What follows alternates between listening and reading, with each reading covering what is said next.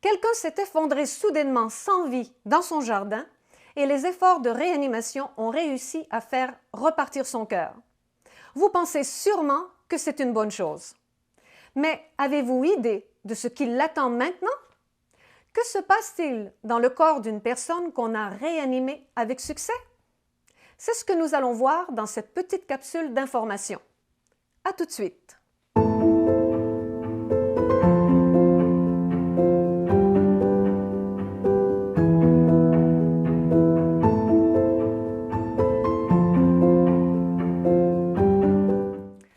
Bonjour, je m'appelle Anne Baudouin et je suis pédiatre retraitée.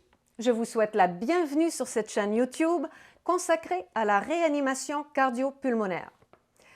Ici, nous allons au-delà de la technique et nous abordons les aspects peu connus mais importants à connaître de la réanimation. Aujourd'hui, dans cette deuxième vidéo, je vous parle de l'arrêt cardiaque et du syndrome post-réanimation. Avant toute chose, une petite précision au sujet de la terminologie. On peut dire indifféremment réanimation cardio-respiratoire ou réanimation cardio-pulmonaire. Personnellement, je préfère réanimation cardio-pulmonaire. Au fil des vidéos sur cette chaîne, par souci de fluidité, je vais surtout utiliser le terme réanimation tout court ou l'abréviation RCP. Alors, parlons tout d'abord de l'arrêt cardiaque. On lit souvent dans les journaux que telle ou telle personne est morte d'un arrêt cardiaque ou qu'elle a succombé à un arrêt cardio-respiratoire, comme si l'arrêt cardiaque avait causé la mort de la personne. Alors que ce n'est pas du tout le cas. C'est plutôt l'état global dans lequel se trouvait la personne, tout ce qui se passait à l'intérieur d'elle, qui a mené à l'arrêt du cœur et par le fait même à son décès. Il faut savoir que l'arrêt cardiaque n'est ni une maladie, ni un dérèglement électrique, ni une défaillance passagère du cœur. L'arrêt cardiaque n'est pas une condition quelconque qu'on peut guérir. C'est le moment final de toute trajectoire de fin de vie. Que la fin de vie s'étende sur une longue période de temps ou qu'elle survienne soudainement. Chez la personne dont le cœur cesse de battre, il y a collapsus circulatoire et presque immédiatement inconscience et perte des signes vitaux, ce qui s'explique par l'étroite relation qui existe entre le cœur, le cerveau et les poumons. L'arrêt de la circulation entraîne une ischémie corporelle globale, c'est-à-dire que tous les organes perdent leur apport en oxygène, un élément fondamental pour le métabolisme cellulaire. Et ce manque d'oxygénation déclenche une série de mécanismes intracellulaires complexes qui mènent à la mort cellulaire. Bien entendu, le corps ne se désintègre pas instantanément. Mais à partir du moment où s'interrompt l'apport en oxygène, à partir de l'arrêt cardiaque, les cellules ne peuvent plus produire d'énergie, elles cessent de fonctionner et elles meurent.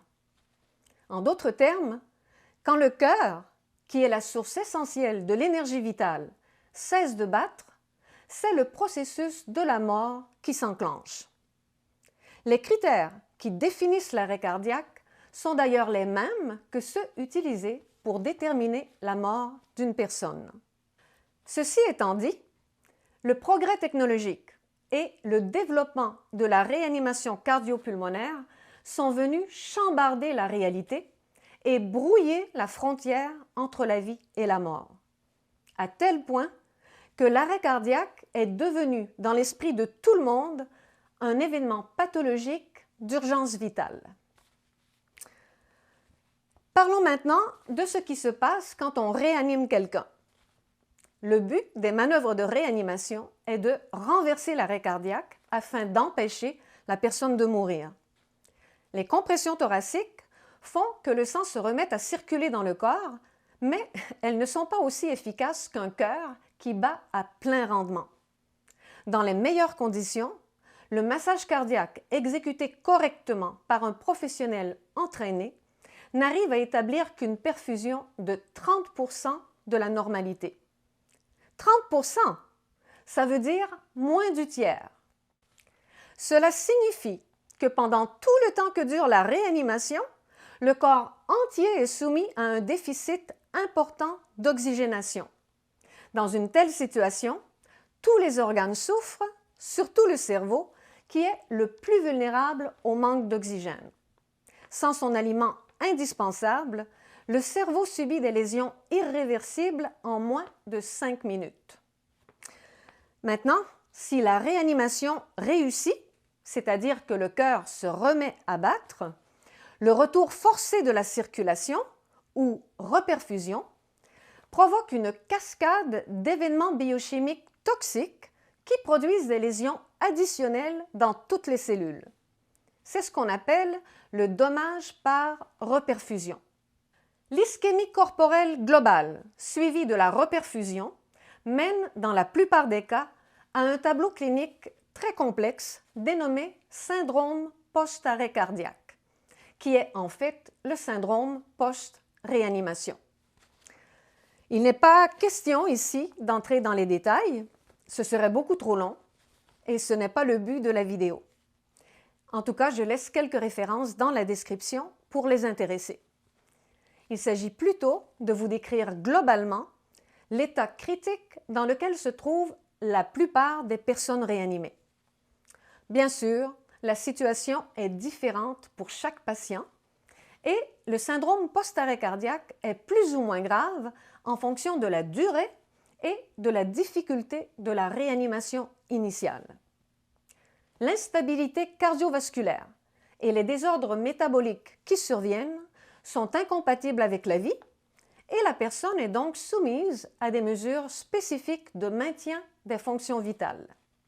Le syndrome post-arrêt cardiaque, qui est dû, comme je l'ai dit, au phénomène d'ischémie-reperfusion, se caractérise principalement par le dommage cérébral, la dysfonction myocardique et l'apparition d'une inflammation généralisée. Tout ça greffé sur la pathologie de base du patient. On peut dire que tout le corps entre soudainement en état de choc. Le cœur, qui a subi les compressions thoraciques et les décharges électriques de défibrillation, se trouve comme assommé et a de la difficulté à pomper le sang efficacement. Le dommage causé au vaisseau sanguin par la reperfusion déclenche une réponse inflammatoire systémique avec insuffisance circulatoire et altération des mécanismes de la coagulation et de la réponse immunitaire. L'intégrité de tous les organes est sérieusement compromise. Il y a dysfonction pulmonaire, rénale, hépatique et gastro-intestinale associée à un risque accru d'infection et de choc septique. Tous ces bouleversements peuvent mener à une défaillance multi-organique qui, de fait, se produit assez souvent. Enfin, la lésion la plus grave, celle qui détermine le pronostic de tout survivant, c'est l'atteinte cérébrale dévastatrice qui survient avec la réanimation. Moi, j'ai vécu tout ça avec mon fils Eduardo et je peux vous dire que c'est absolument horrible. J'avais l'impression qu'un tsunami venait de passer. Eduardo a été gravement blessé, pas seulement dans son corps, mais aussi dans toutes les dimensions de son être. Et ce qu'il a traversé est inimaginable. Vous pouvez connaître l'histoire incroyable d'Eduardo, une histoire de véritable dépassement de soi, en cliquant sur les liens qui sont dans la description. Bon, en résumé, la personne qui est réanimée avec succès fait face à quelque chose d'extrêmement dur. Elle se retrouve de nouveau dans la condition médicale qui a mené à son arrêt cardiaque et en plus, elle subit l'assaut de toutes les complications découlant de la réanimation et des traitements agressifs auxquels on la soumet. Voilà une situation pour le moins violente et très précaire. Alors, quelles sont les chances pour une personne réanimée en milieu extra-hospitalier de survivre à la RCP? C'est ce que nous allons voir dans la vidéo de la semaine prochaine. Sur ce, je vous dis à bientôt et surtout, prenez bien soin de vous.